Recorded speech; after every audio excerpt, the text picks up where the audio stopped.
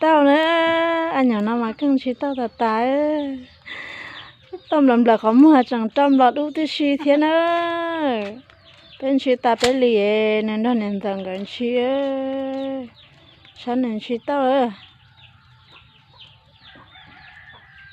nên lì số chơi bóng à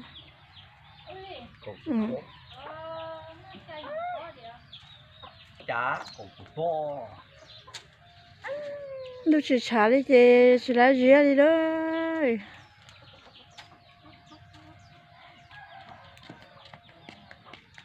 cái bò chả cái tầng nằm mơ nằm cục bò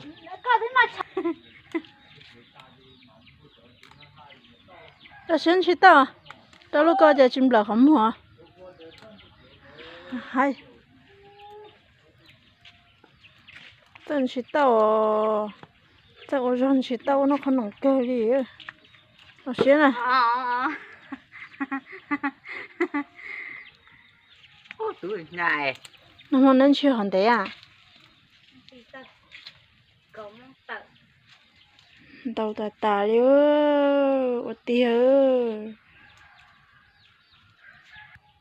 ít bao hồ chế nó theo sẽ chung bị đời thì nó đã bớt tội gần trời thế gõ lăng chừng gõ lên non tàu ấy cho nó là năm mong gần chị nu này mong gần chị nu về tao cho cá tàu nó nữa chơi tiệt cho cá tàu nó nữa tôm tôm nó nữa con nên giờ nó một tà đó nên giờ nó một tà chứ nên giờ chỉ tôm thôi hả nè nè thế nên giờ họ phải xin nó cái trong chuyện nên giờ chỉ tao đi chả cả chỉ lần nên giờ chỉ tao có xem à chị phải chỉ tàu này nè có xem chỉ phải xin tao hả cho nó phải xin à phải xin nhau hả nó cô đi về làm bộ nó xin nó cô đi lăng thia cô cá căng thia về lá lên nó xưa chỉ chọn đủ về lá dẻ nó về ple sữa đủ bộ chả mày cho mình dẻ nữa đủ về nó mò nó nè ta về nó bộ hôn nia lên nó xưa chỉ mà chỉ tao đủ dẻ tao đi ba nó chế tao đủ dẻ tao đi tên nó chơi nó khó vào thế này yeah ngã tao mới dẻ đó tôi tao chọn tôi nè mà bây giờ tỏi nó hơi bây giờ ô nhà giờ lúc này chỉ bột chế nè nghe đi tụi con tao chỉ tao đi đâu hả đâu chị phong hả chị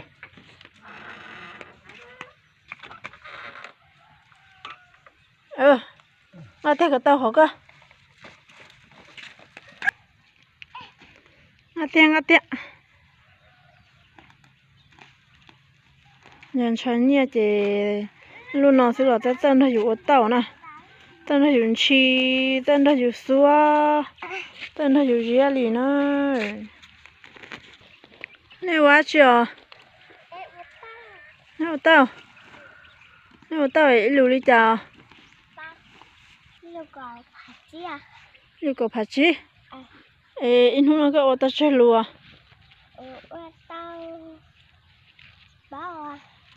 chẳng chỉ tao ô là nó ít bây giờ chẳng tôi nó chỉ cho xe ô xe của in hôm nay lại chơi lùa nè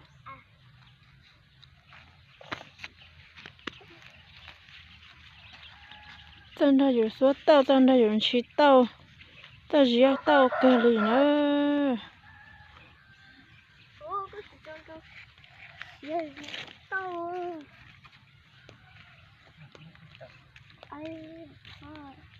tao muốn tao chán để mà gì thế này dân để có lấy cái mà tôi chạy bỏ hôn nè nó sẽ chẳng hay sẽ tôi nó chạy làng cả tôi giờ tiền tôi sư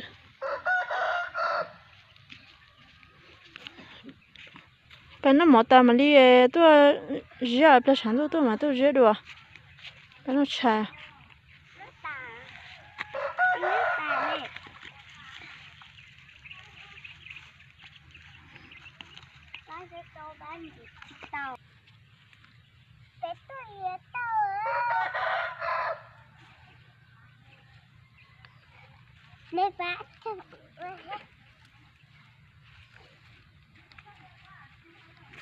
cho nhẹ chị lúc nào sẽ là tới tôi dân đây ở tao nói nói chẳng hai cổ tia cha cổ chỉ cho nên đó cũng một gì à mẹ giờ ít cá co ra tao chết tất cả mẹ nó xem mà có giờ bị phá lại liền cái chuyện tôi nó y tôi sáng nha có lúc rau à lúc sáng nha là hôm nào à cái chuyện tôi khử chẳng hết đó mà một số mà chỉ nó trộn tủ hay trái lá thì cũng chị đe tàu nó tàu rồi hả có chị đe tàu nó không rõ mà bao nó giờ nó trái này tao nó bên nó trái nó trái lá chỉ mua đó chỉ nó chỉ mua nhỏ cái mé tụi nó thêm mua rau tàu này mà bên nó trái nó nó tú này chứ gì món rồi hả ạ gì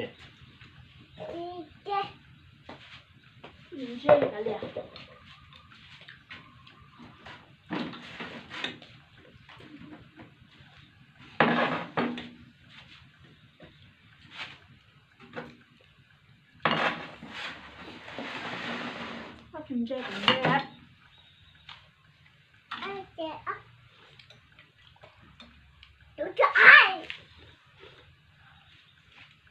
Hả sao mà? Hả rồi đâu mẹ? Mà nó bé nó xài ok nó. Nó sẽ tàu gì nữa. món đa chưa một kiểu Cái món thì không có chia đây. Nó cái nó mắm nó chia xiong như. Chọn đâu cả cả. món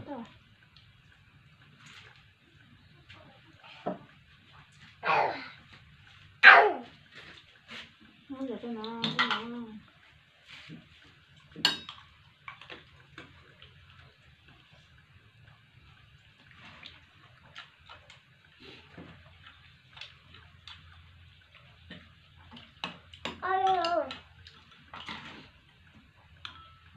Đấy, cái mình chơi hả?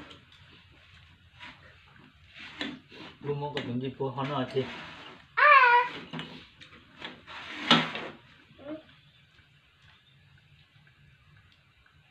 có một cái nào có thế nào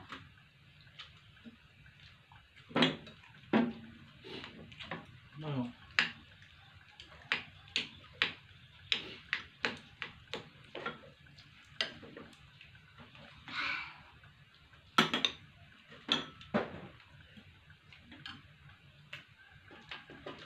Chân theo cái khó cứu này ạ.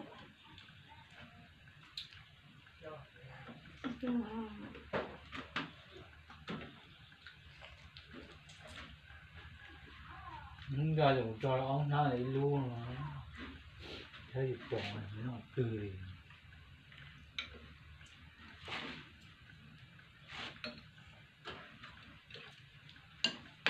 Nó mắm đồng chơi á.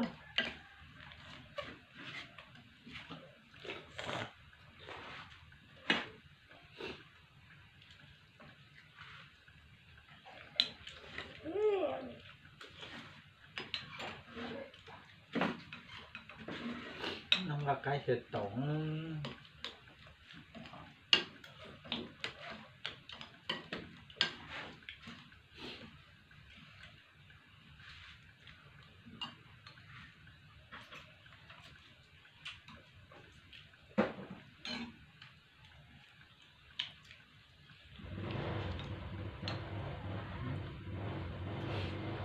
我就把你去找没有可能了。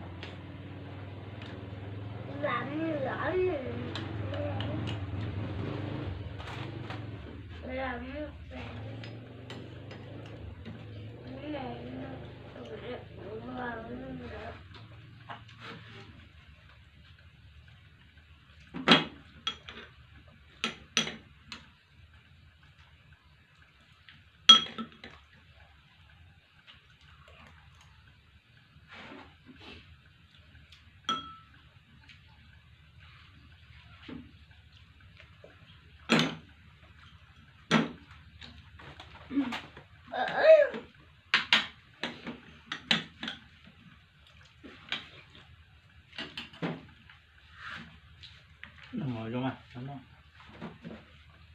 Sao cái nó rất phép đá á.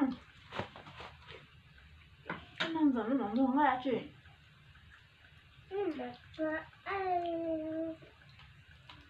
Anh buông nó phần gì?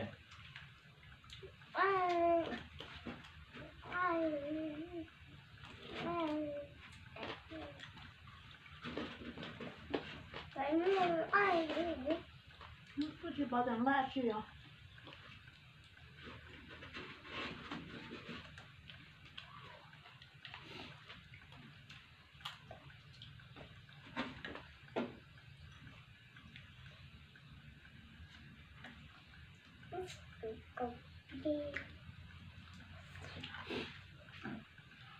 Rất là bắt hứa.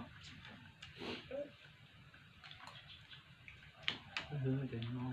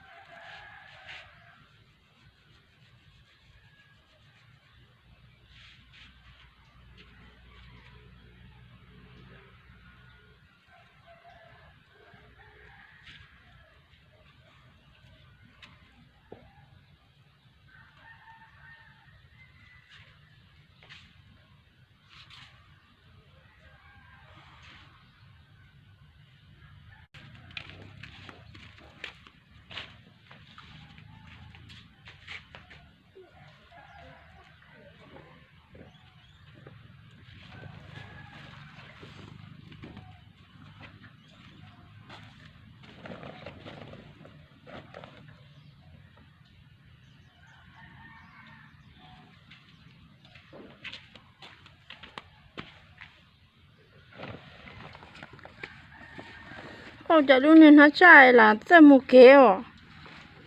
Luôn nhìn nó chạy tới một kiểu.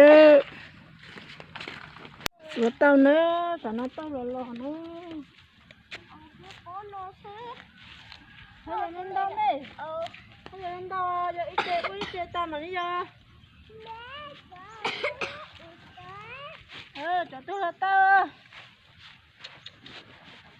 Nè. Sao rồi sao rồi? Cái suối luôn đó nè.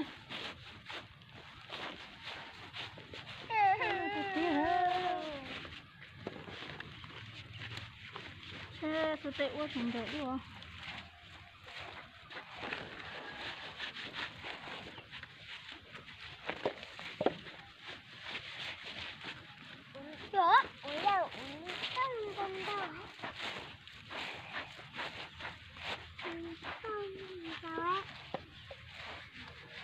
Con lò đó phải chỉ tao lò đấy à.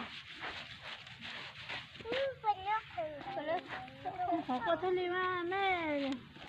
Nó cái cua à. Còn muốn đông đấy cũng nhớ tỏ học bên đông tỏ.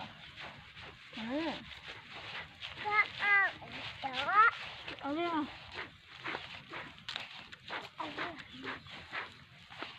Tao lộ à, thế phải chỉ tao lộ à.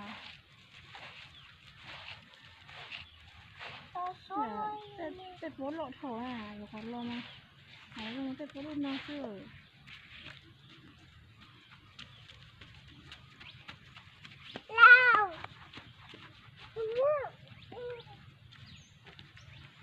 đâu thì muốn cái lên à. Mua không đi. Chúa họ là đấy à. ui không ăn đồng có ta đi à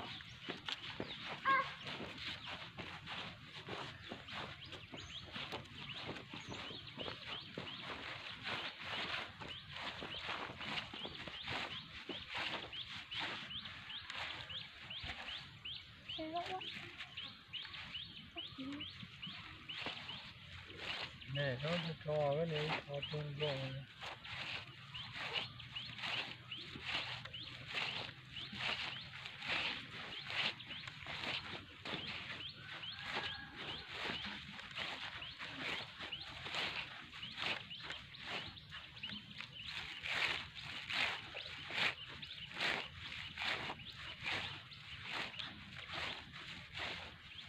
Khó lên trời.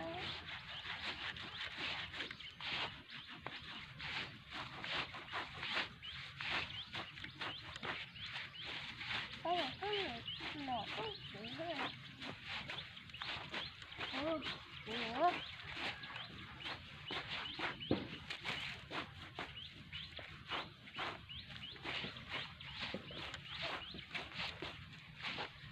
Nó là khoanh ra xuống cho cái lò luôn.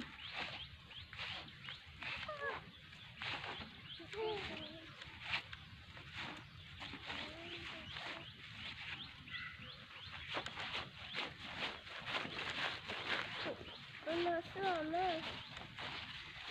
nó có để chụp lo nữa mà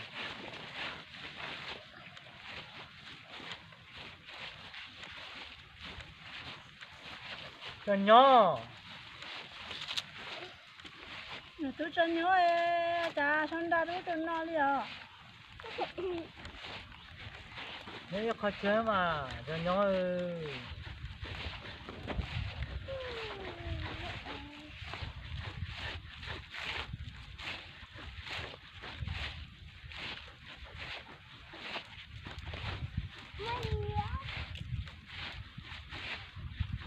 cái còn thấy giờ hơn đâu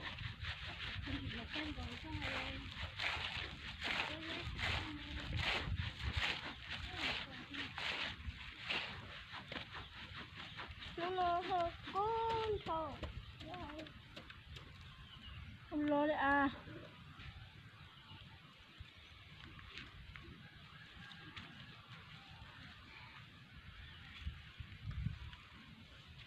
nó xua khổ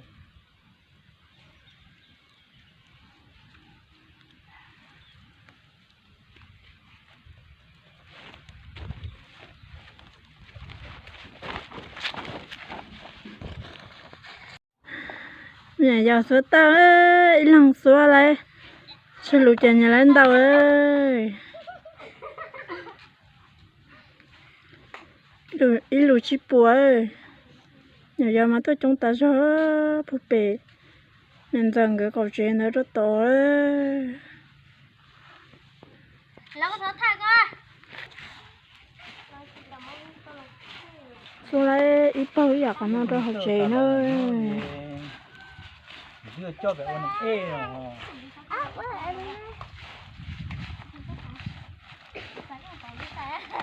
Số bố tới chẳng được cái cú chè lo số tao nữa.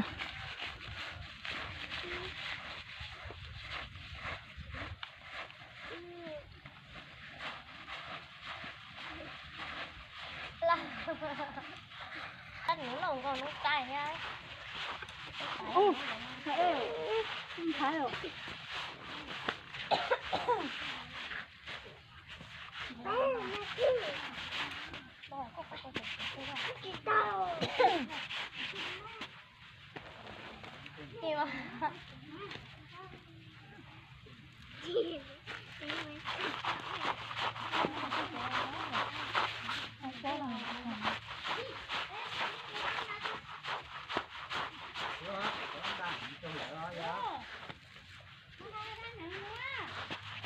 Ô ô ô Sao? Tôi chỉ lúc lớn tuổi á. Cái chị kia. Cái gì kia tôi đâu nào tôi học của chê.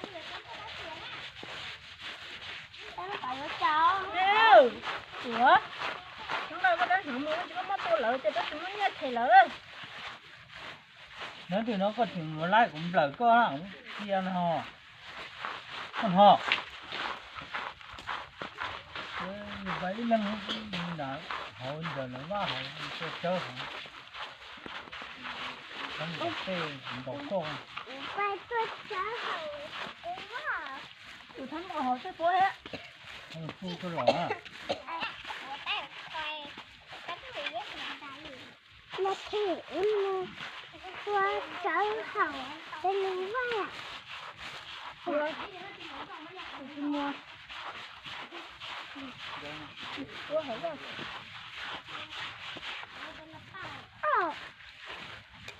em bỏ thuốc rồi suy cho thế là chua rồi nó có phải sống được lâu rồi nghe thôi còn cho ốc nữa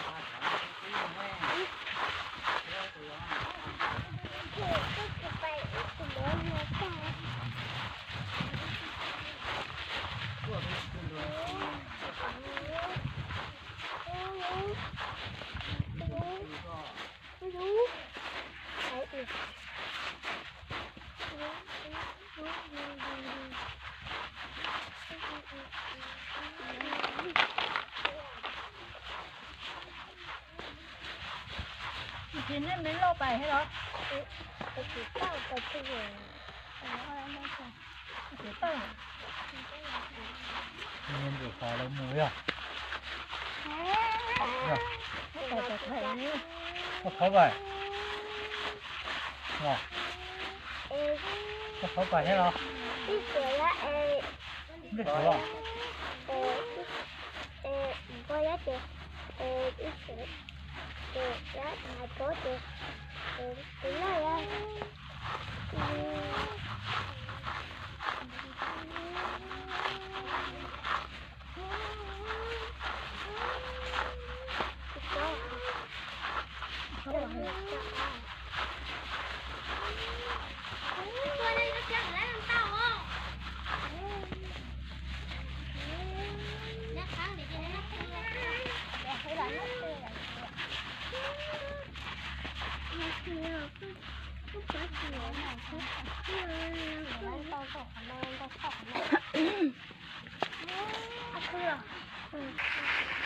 đợi tí tia nó sụt tay nó phải tới qua tới lấy bên đợi nên đã còn đợi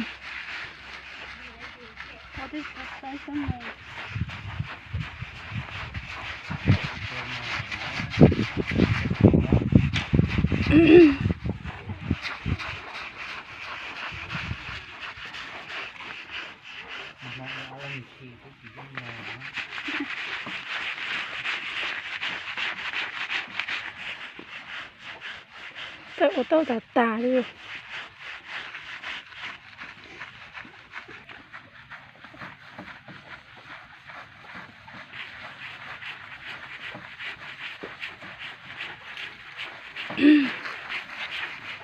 lấy bé lùa nó mò bé plau lùa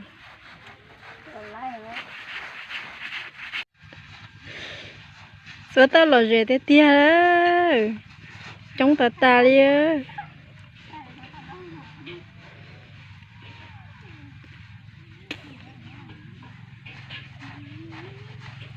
lăng lấy khò nữa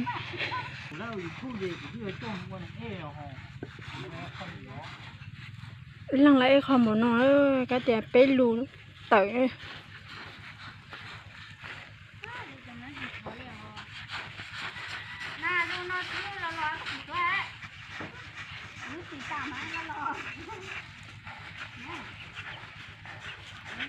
rồi xía dù trốn tu thế dù tà thế tia